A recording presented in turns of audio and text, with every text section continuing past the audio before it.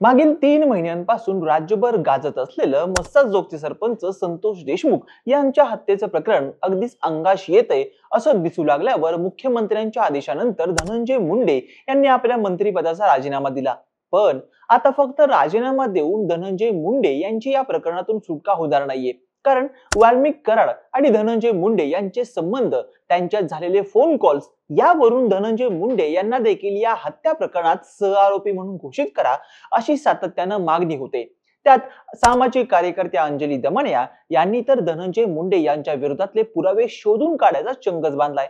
अशातच आता अंजली दमनिया यांनी संतोष देशमुख हत्या प्रकरणाची तीव्रता लक्षात घेता मराठवाड्यात धनंजय मुंडे विरोधात स्ट्रॉंग मुंडे देण्याची मागणी केली. म्हणजेच डॅशिंग ऑफिसर तुकाराम मुंडे यांची मराठवाड्याचे डिव्हिजनल कमिशनर म्हणून नेमणूक करावी अशी मागणी केली.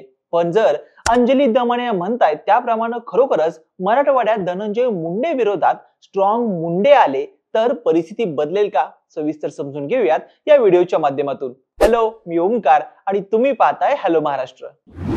तर सगळ्यात आधी अंजली दमनिया यांनी नेमकी काय मागणी केली ते समजून घेऊयात.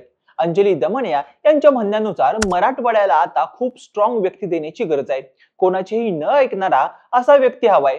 मुंडे विरुद्ध मुंडे अशी करण्याची आता मराठवाड्याला गरज आहे. यात तुकाराम मुंडे यांना विभागीय आयुक्त म्हणून शासनानं तिथं पाठवलं तर त्यांच्यासारखा स्ट्रॉंग ऑफिसर आणि स्ट्रॉंग व्यक्तिमत्वाची आता महाराष्ट्राला गरज आहे. यावेळी त्यांनी बीडच्या राजकीय दहशतीवर देखील भाष्य केलं. त्या म्हणाल्या, बीडमध्ये दहशत करणारे लोक आहेत, प्रत्येकाचे आपापले कार्यकर्ते आहेत, प्रत्येकाच्या आपापल्या टोळ्या आहेत आणि या टोळ्या कुठून किती निधी आणायचा त्यातील टक्केवारी यावर काम करतात. त्यामुळं इथं आता प्रशासकीय यंत्रणेत डॅशिंग ऑफिसर्स असणं गरजेचं आहे असंही अंजली दमनिया यांनी सांगितलं. मात्र आता दमनिया यांच्या या मागणीनंतर सरकार काय निर्णय घेईल? खरोखरच तुकाराम मुंडे यांना मराठवाड्यात पाठवलं जाईल का असे प्रश्न पडतायत. आता IAS अधिकारी तुकाराम मुंडे यांच्याबद्दल बोलायचं झालं तर ते मूळचे बीड जिल्ह्यातलेच. त्यांची सुरुवातीची खडतर काळातील जडणघडण बीड मधूनच झाले. त्यामुळे त्यांना बीडचं राजकारण, सामाजिक परिस्थिती, इथली गुंडागर्दी, 2 नंबरचे धंदे या सगळ्या बाबींची नक्कीच माहिती असणार आहे. त्यात कायद्यावर बोट ठेवून काम करणं ही त्यांची विशेष खासियत.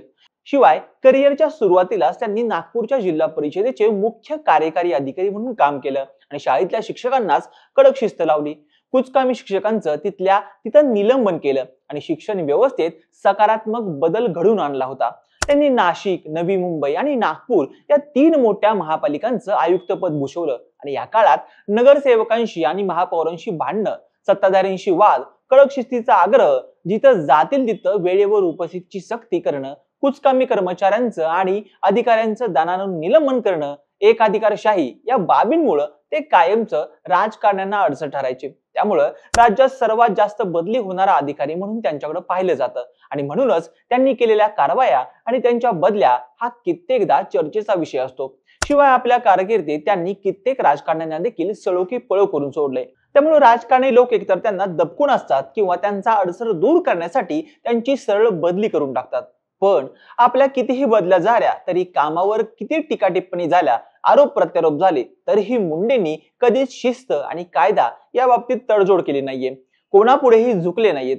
त्यामुळे त्यांची कारकीर्द नक्कीच वादग्रस्त असली तरी लोकांच्या मनात त्यांच्याबद्दल विश्वास आणि आदर निर्माण होतो. आता या सगळ्यात बीडची आणि एकंदरीत मराठवाड्यातील परिस्थिती बघितली तर इथं दररोज कायदा आणि सुव्यवस्थेचे धिंडवडे निघतात.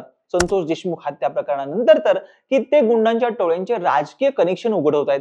राजकीय नेत्यांच्या अगदी जवळचे लोक हप्ता वसुली, खंडणी, अपहरण अशा गुन्ह्यांमध्ये पुढे येत आहेत आणि त्याचा थेट नेत्यांशी संबंध असल्याचंही दिसून येत आहे. एवढंच नाही तर इथल्या राजकारण्यांनी पोलीस यंत्रणाच गुंडांच्या हातात दिल्याचं दिसून येते. त्यामुळेच वाल्मिक कराड सारख्या माणसाचे हात इतके लांबपर्यंत पोहोचलेत आणि जर राजकारणी, पोलीस आणि गुंडांनीच हात मिळवणी केली असेल तर इथं सामान्य माणसांच्या प्रश्नांना काडीची किंमत उरत नाहीये. त्यामुळे जर बीड जिल्ह्यासह संपूर्ण मराठवाड्यातली ही परिस्थिती बदलायची असेल आणि इथला कायदा आणि सुव्यवस्था पुन्हा एकदा वठणीवर आणायचा असेल तर इथं वचक ठेवण्यासाठी राजकारणापुढे न झुकणाऱ्या कडक शिस्तीच्या अधिकाऱ्याची आवश्यकता आहे.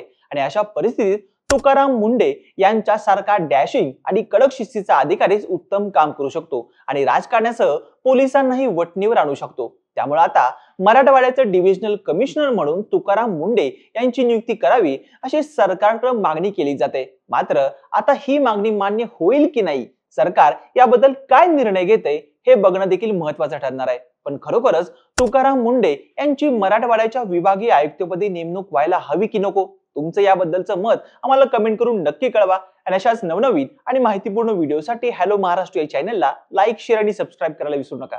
व्हिडिओ शेवटपर्यंत पाहिल्याबद्दल धन्यवाद.